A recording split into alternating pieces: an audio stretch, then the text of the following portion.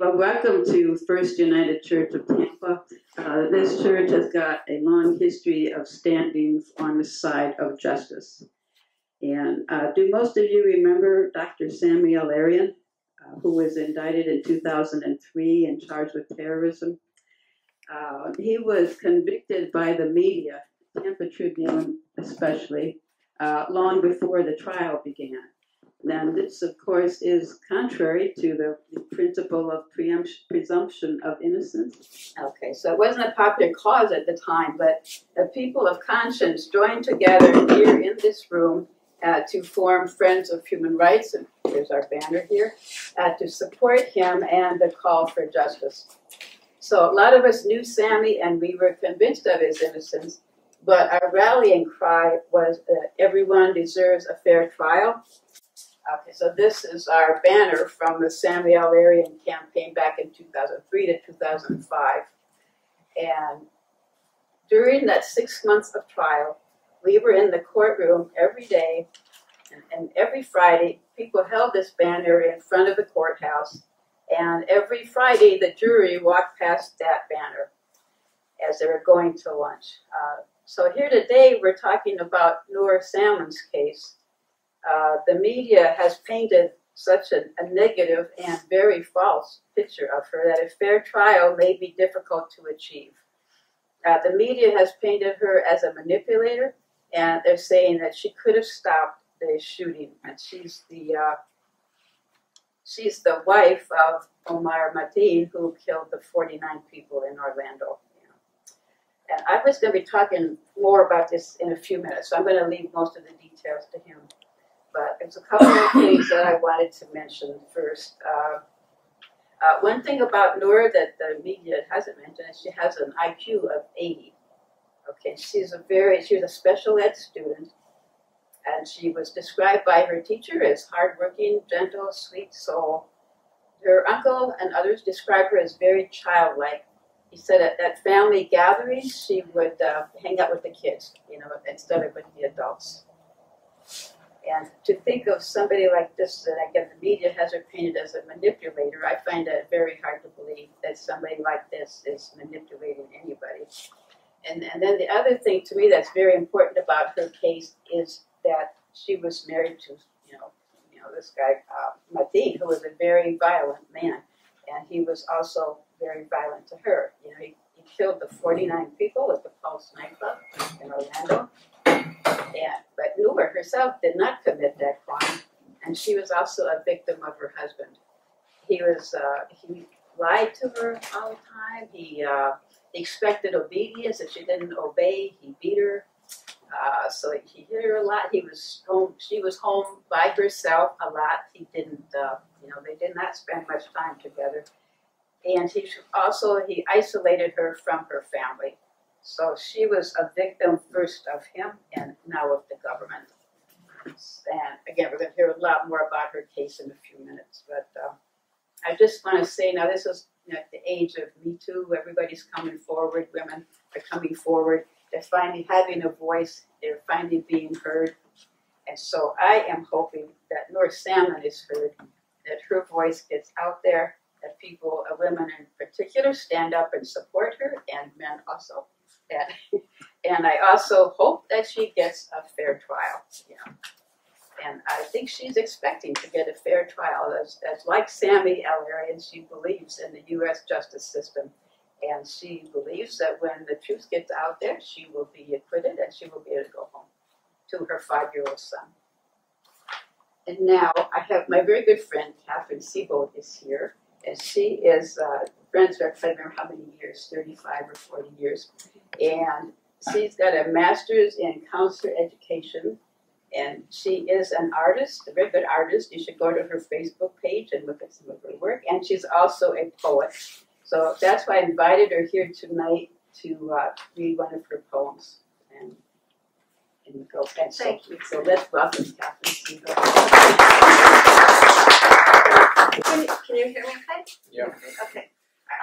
I'm here tonight as a poet to be the voice of all women who have been abused.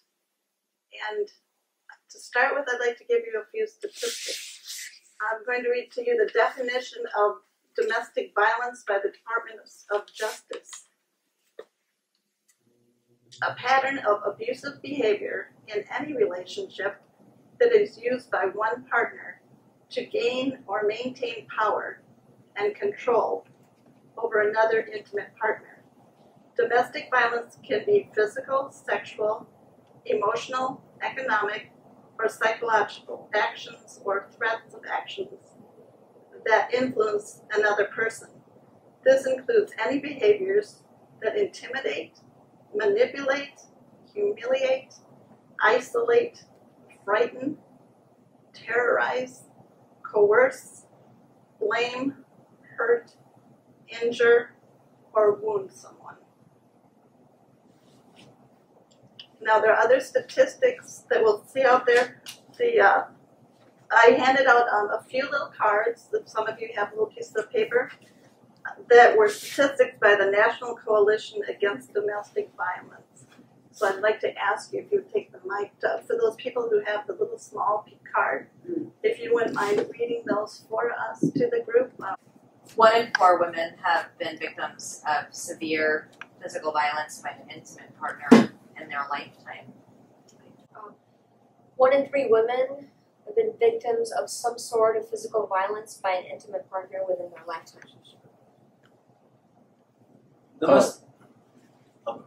Women between the ages of 18 and 24 are most commonly abused by an intimate partner.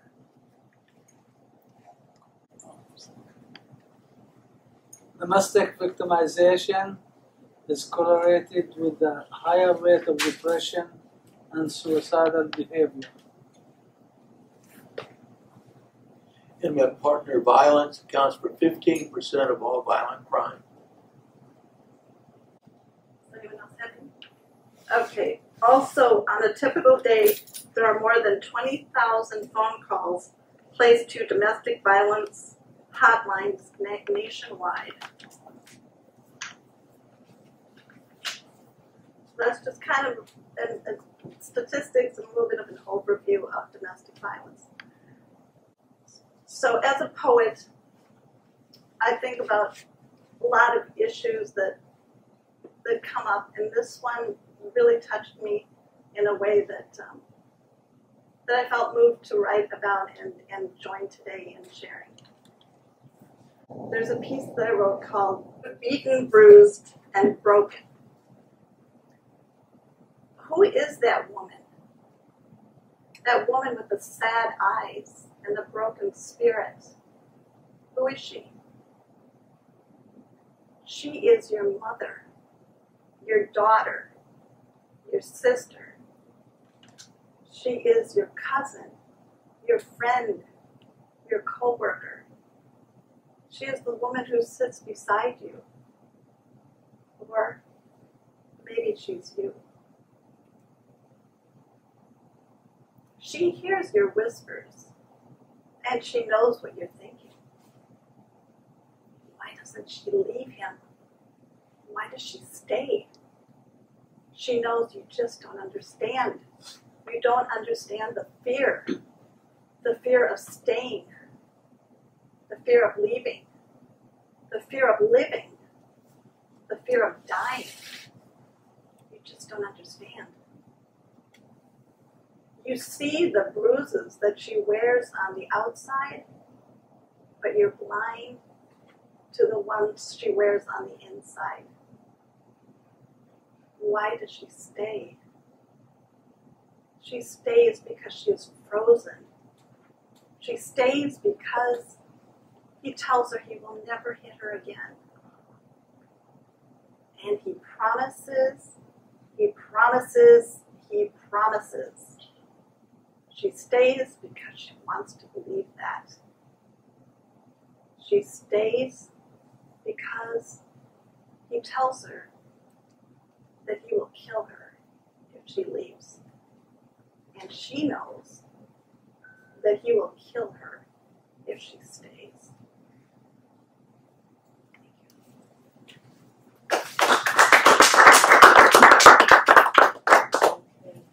And now I'm going to turn it over to Ajit here, who I think a lot of you probably know him. He's kind of well known in this neighborhood. He's been like a community organizer, host of Church Talk, human rights advocate, television commentator, and interfaith leader. He's also the founder of United Voices for America, president of the Human Rights Council of Tampa Bay, and serves on the State Board of American Civil Liberties Union of Florida. And I can say a lot more about him, but I'm going to let you talk for yourself. Thanks. Thank you very much. We're honored to have you here. Thank you. I'm formerly with the ACLU. I'm not on the board anymore. And I'm formerly the president of the Human Rights Council, so those two things are old. Sorry. Yeah, it's okay. But I've been a social justice advocate for a long time. I care about issues of social justice and just justice and fairness in general. And I have an interest in this case because I feel like people should be held accountable for their own actions. Family members who did not participate in the crime should not be held accountable. That's not how we do things in this country. The Constitution protects us from guilt by association. And just because I know a bad guy or I'm related to a bad guy, even if it's a criminal, they carry out the crime, I should not be held responsible for it. This is the basics of some of the basic things in our Constitution. No one should be held accountable for the crimes of other people. And for the most part, that's the case.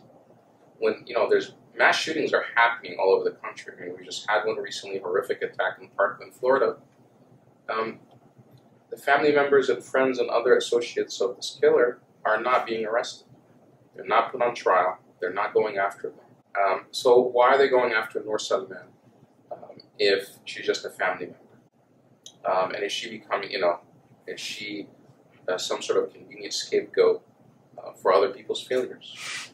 This week, we heard testimony, or in the aftermath of Parkland, we heard the FBI admit that they dropped the ball. People notified the law enforcement. There are people, I think, in other states that saw some of the comments that this young man was making online. They were troubled by it, and they reported it to the FBI. And somehow, through the miscommunication, someone did not go out, didn't trigger an investigation in Florida to go after and interview this guy.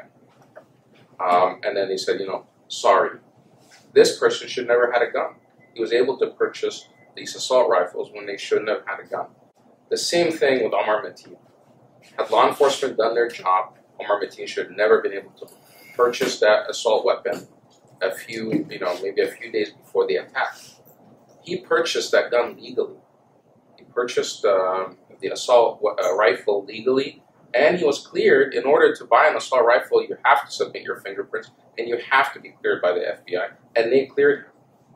That's what's troubling, but instead of all of this, and instead of him, his crime dying with him, it generated a lot of anger in Orlando, and rightfully so. 49 people from all walks of life were killed. I mean, that's a tragedy. And the NRA is not paying the price for it. Lawmakers that take money from the NRA, police officers who did their job or didn't do their job. The only person that they're going after seems to be this Noor Salman, who has an IQ of 80. This is not something to disparage her or whatever. This is something that was evaluated by independent, a psychiatrist. This is on the record. This is part of the public record. Somebody who spent her entire life attending special education schools. But ever since that she got married to Omar Mateen, I found out that he was very controlling, he only allowed her to travel back to visit her family one time in 5 years.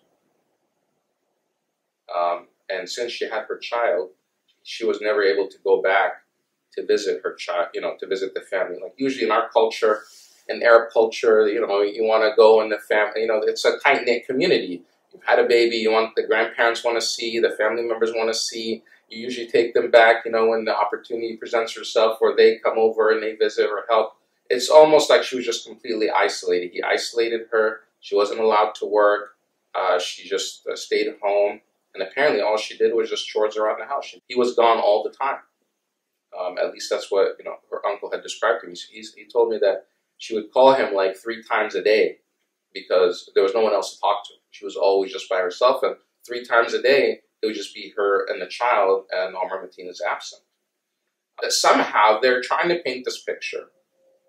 And it's not just, you mentioned the media. Sure, the media is painting her that way based on leaks that came out immediately after the attack. Who was leaking this information? Obviously, it wasn't her. There was no defense team. There were no lawyers. It was just one-sided. The leaks were all coming from law enforcement, whether the sheriff's office over there or the FBI. Problem is, because there were so many leaks early on in this case, to, kind of one-sided stories in the media that there was a confession, that there was, that she confessed all this stuff. There are people, if you look online, are saying, she should get the death penalty. And especially after the shooting that happened in Parkland, people are so angry and they just want to blame somebody. But the point is, the thing is, we should be advocating for justice and not revenge. Let's not misplace our anger and go for like the weakest of the weakest. Like out of all the people in the world that could be responsible for mass shootings, that's who they're going to go after? A woman with an IQ of 80 that was abused by her husband? This woman is abused by him. You think she's going to go out and try, what do you want to do? Like be a Rambo and go take him down by herself? Her uncle told me one time that she told him that he took her and he like slammed her head against the wall because of something that she did, or she asked him about something. And he slammed her head against the wall. This helpless woman, let's not have all these expectations of her. After the whole interrogation that night, after she told them what they want to hear, guess what? They let her go. This woman that they said that they're saying is committed to ISIS, that she's a dangerous Islamic extremist, they let her go. If she was such a danger to society, why did they let her go? They let her go for 9 months. She moved out of state. She went to some state in the Midwest and eventually made it out to California to be with her family. And it was there in California 9 months later that they decided to charge her. And then when they charged her, of course, because she was arrested there, she went for the bail hearing and arraignment in California, in Oakland, and the judge gave her bail. He said, he didn't see that she's a threat to society because he asked him point blank, and I saw some of these exchanges, and he asked the government and said, I heard a lot of things about Omar Mateen, today, throughout these hearings. I didn't tell me about her. Do you have any evidence that she's ever been in contact with ISIS? That she's ever communicated with them, she ever praised them, she has any type of contact with anything, any extremist group, any terrorist group? And they said, no, we don't. He said, well, then we can't keep her held. He gave her bail, he let her out. The government appealed it to the judge in Orlando, and the judge revoked the bail, and she's now in jail. And now she's in solitary confinement since then.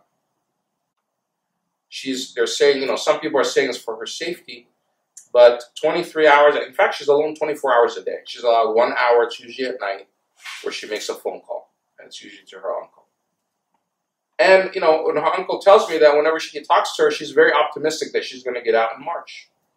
She's very naive to think that somehow this is big misunderstanding, and once they know the truth about her role, they're going to let her go. That she's telling me, I'm looking forward to when you come to Orlando to the trial, so I can go home with you. So, we don't want to see a miscarriage of justice. We don't want people just to find a scapegoat and blame it on this person, especially that she's an abused woman. And now the government, she's abused by this criminal, and now she has to continue to be abused. Now he's dead. He doesn't pay the price. Now she's going to be punished for the crimes of this killer. That doesn't seem like the American way to me, to go after people like that. And I think she was probably just staying there just for her child. She didn't have anywhere else to go. I guess she could have gotten a divorce and left, but, like it was said earlier, abused women, it's not that easy to get out when you're under their grip and, And this is where it shows courage. And that's why, we want to make sure, especially because, the Pulse nightclub is a gay club, and a lot of the, of course, gay people tend to be on the left, more progressive, more about justice and stuff. It'll be hard to the real courage is to put your pain aside and seek justice. Because it would be a disservice to the victims that died there to go and victimize another human being. And this is not Omar Mateen on trial. We know Omar Mateen committed that crime. You know, he's dead now, but she did not commit this crime. But we have to kind of keep repeating that we want justice and not revenge. And I feel like just going after this one woman, putting all the blame on her, is a type of revenge, and it's not the American way. Yeah, thanks.